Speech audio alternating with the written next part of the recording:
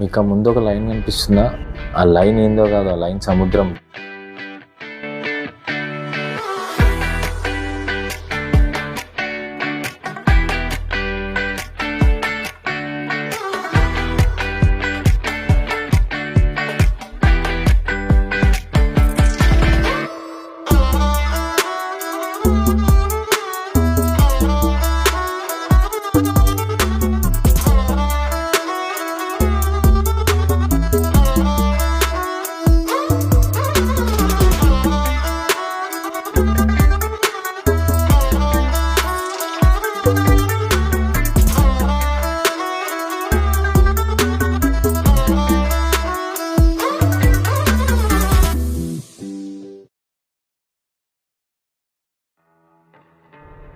Present మనం నగర్కోయిల్ అనే లొకేషన్లో ఉన్నాం.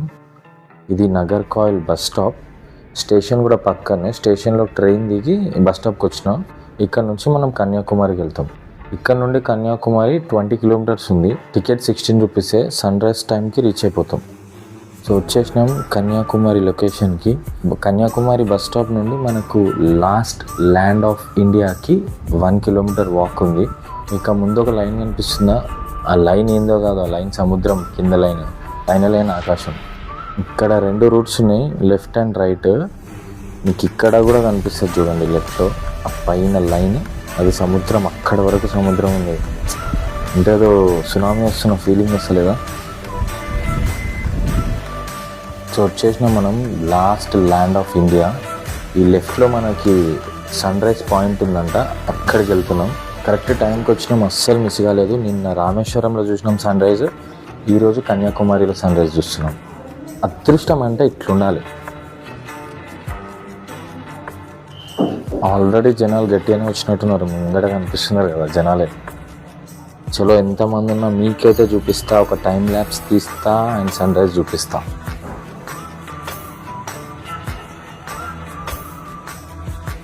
తిరువళ్ళూరు స్టాచ్యూ అది, దానికి లెఫ్ట్లో వివేకానందది.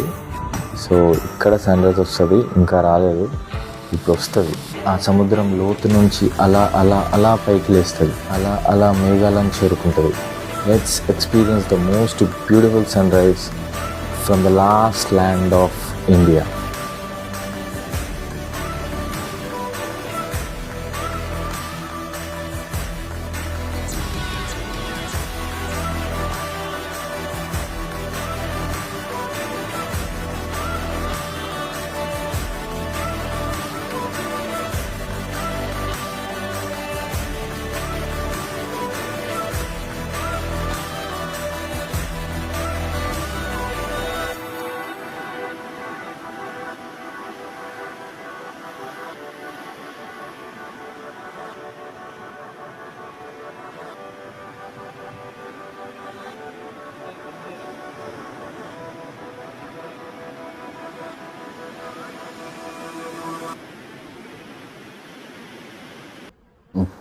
లొకేషన్ అయితే అద్దరిపోయింది కదా.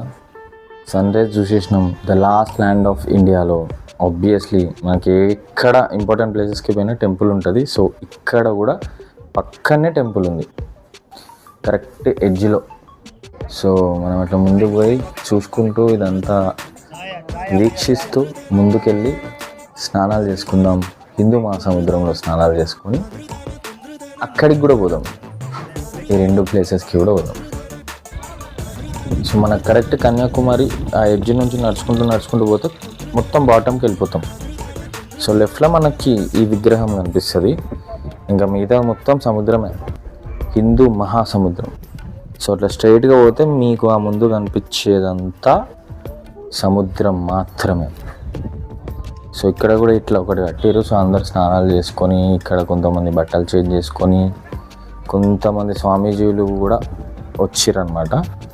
సో టెంపుల్ ఉంది కాబట్టి ఆబ్వియస్లీ ఇక్కడనే స్నానాలు చేసుకొని దర్శనాలు చేసుకునే వాళ్ళు చాలామంది ఉన్నారు. ఇట్లా మనం అటు సైడ్ కొంచెం ఫ్రీ అనిపిస్తుంది, అటు వెళ్ళిపోయి స్నానాలు చేసుకుందాం. అయినా సూపర్ ఉంటుంది కదా. హిందూ మహాసముద్రంలో నేను స్నానం చేసినానంటే అది వేరే లెవెల్.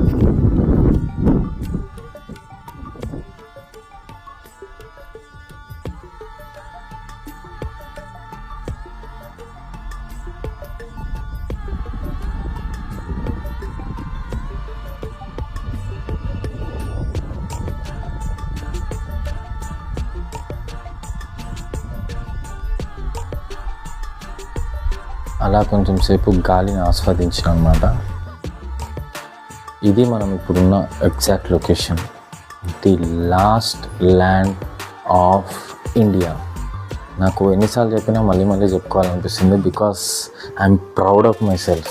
కాశ్మీర్ చూసేసిన, కన్యాకుమారి చూసేసిన, సో ఆ మాత్రం ఆనందం, ఆవేశం, అద్భుతం, గర్వం వస్తాయి అనిపిస్తాయి.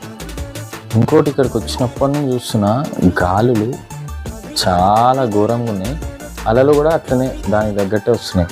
హిందూ మహాసముద్రం అసలు సైలెంట్గా ఉంటలేదన్నమాట. అలలు అలలు అలలు అట్లా వస్తూనే ఉన్నాయి. కింద డీప్ సీ రాక్స్ ఉన్నాయి, జాగ్రత్త అని బోర్డు పెట్టారు. సో ఈత కొట్టేటప్పుడు చూసి కొట్టాలి. మేము స్నానం చేసేటప్పుడు కూడా చూసి చేసుకోవాలి.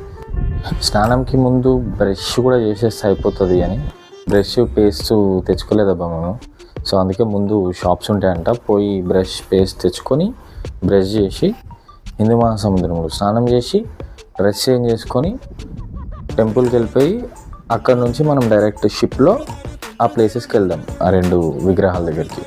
మెట్లో ఒకప్పుడు ఉండే అనుకుంటా కిందకి పోవడానికి, క్లోజ్ చేసేసారు గేట్. సో మనం అక్కడికి వెళ్ళాలి ఇప్పుడు స్నానం చేసుకున్న తర్వాత. అక్కడికి షిప్లోనే పోయేది. A few moments later.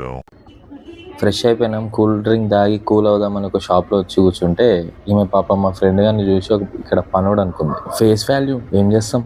आपकी गलती नहीं है, उसको शक्ल का गलती है. మావాడు సారీ అండి నేను ఇక్కడ పనుడిని కాదు అని చెప్పాలా, అదంతా వదిలేసి మంచిగా ప్యాక్ చేసి కవర్లో పెట్టి అడిగిందని ఇస్తున్నాడు. మంచోడండి మావాడు. ఆ షిప్ టికెట్స్ కోసం వచ్చినాం. ఇది గవర్నమెంట్దే అంట. సో 75 రూపీస్ అప్ అండ్ డౌన్కి. సో తీసుకొని పోతుంది, మళ్ళీ తీసుకొని వస్తుంది. ఇదంతా గవర్నమెంటే మేనేజ్ చేస్తుంది. షిప్స్ కూడా 1 or 2 షిప్స్ ఉన్నాయి అనుకుంటా. అదొకటి పోతుంది, మళ్ళీ రిటర్న్ వచ్చేంత వరకు కొంచెం వెయిటింగ్. సో వెయిటింగ్ హాల్స్ కూడా ఉన్నాయి, అందులో వెయిట్ చేసి అక్కడ క్లియర్ అయిపోతే ఇక్కడికి వస్తాం. ఇక్కడ నుంచి షిప్స్ అక్కడ పార్క్ చేసి ఉంటాయి అన్నమాట. సో ఆ పార్క్ చేసిన షిప్లో మనల్ని ఎక్కిస్తారు. సో దానికి కూడా మనకు లిమిట్ ఉంటుంది. ఒక షిప్లో ఒక 50 మెంబర్స్ వస్తారు అనుకుంటా. సో 50 మెంబర్స్ని తీసుకుపోయి అక్కడ డ్రాప్ చేసి అక్కడ రిటర్న్ వచ్చే వాళ్ళని పిక్ చేసుకొని మళ్ళీ ఇక్కడికి వస్తారు అన్నమాట. సో ఇప్పుడు మనకి ఈ షిప్ వచ్చింది, ఇందులో పోతున్నాం.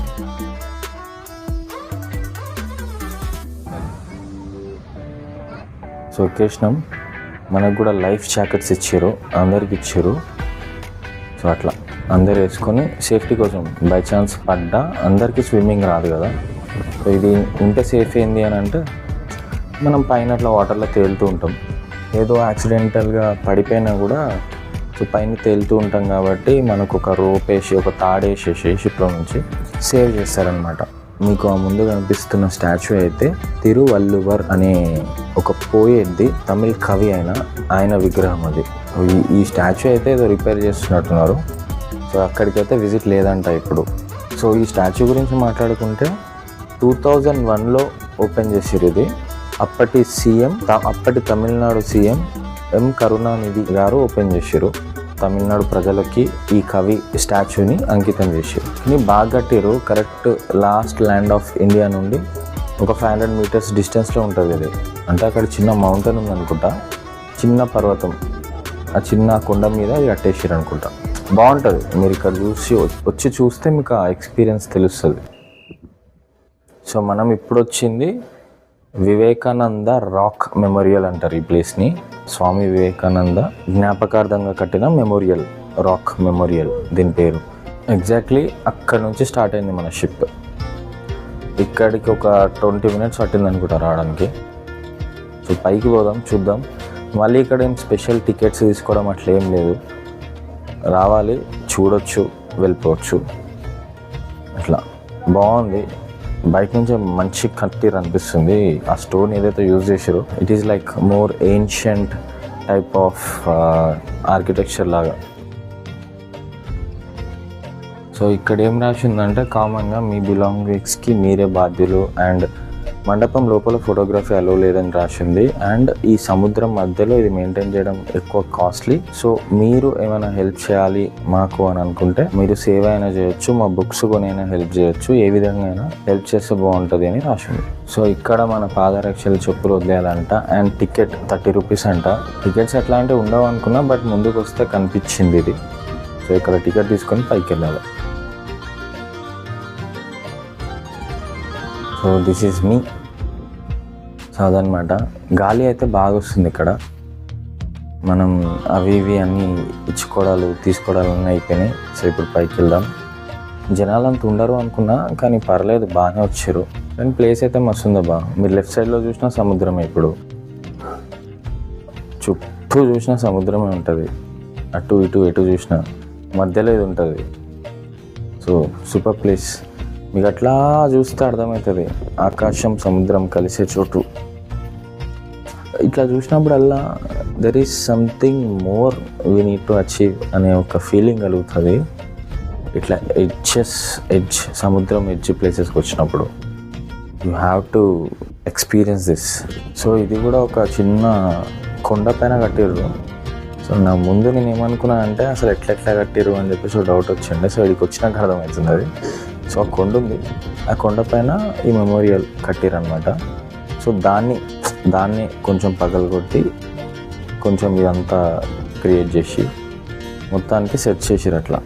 Nice, very nice. బాగుంది కదా, మస్తు అనిపిస్తుంది కదా.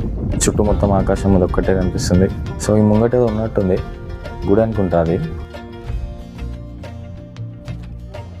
సో మెమోరియల్ కరెక్ట్ ఫ్రంట్కి వస్తే ఇది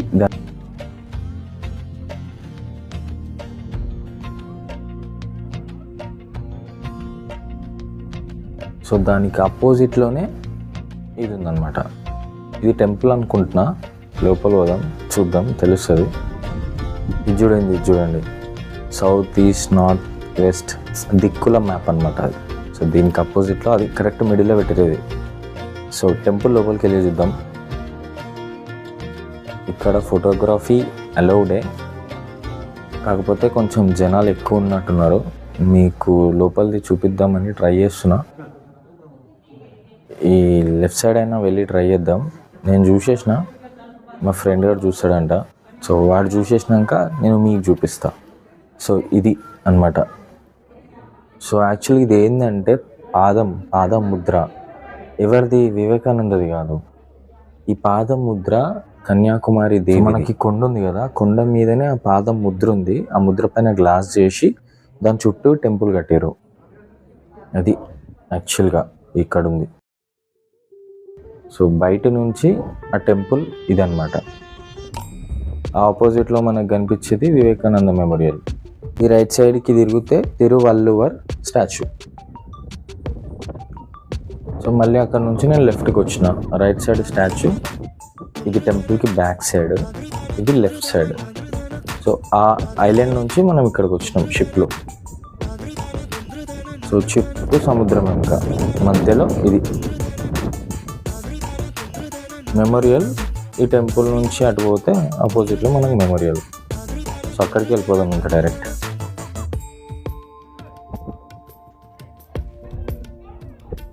సో ఇది బాగుంది కదా, బ్లాక్ స్టోన్లో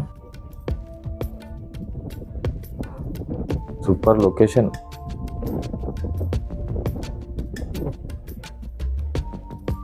సో లోపలికి వెళ్దాం.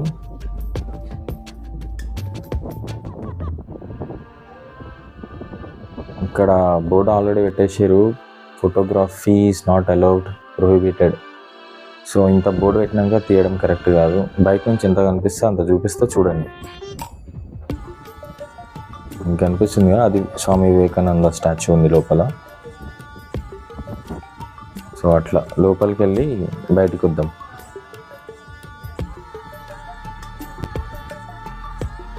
సో లోపల నుంచి బయటికి వస్తున్నా నేను. సో లోపల తీయొద్దు అన్నారు కాబట్టి తీయలేదు, కెమెరా క్లోజ్ చేసేసిన.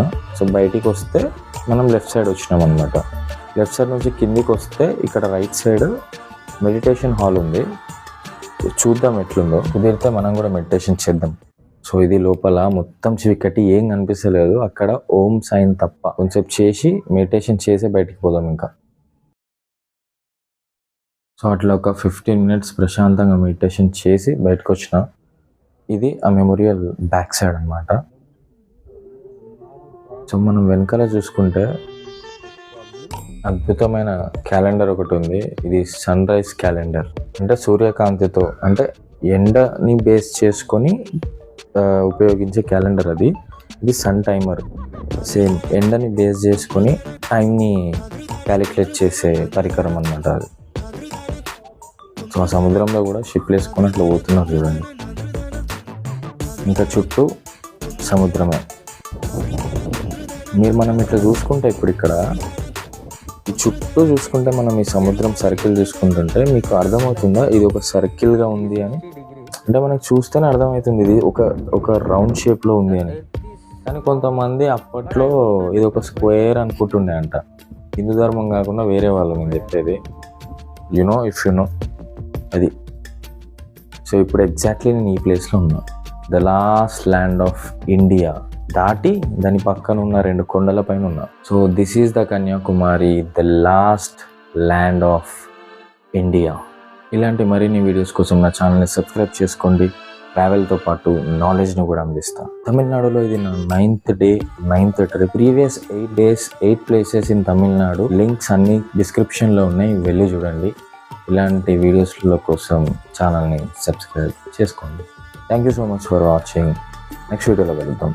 Goodbye.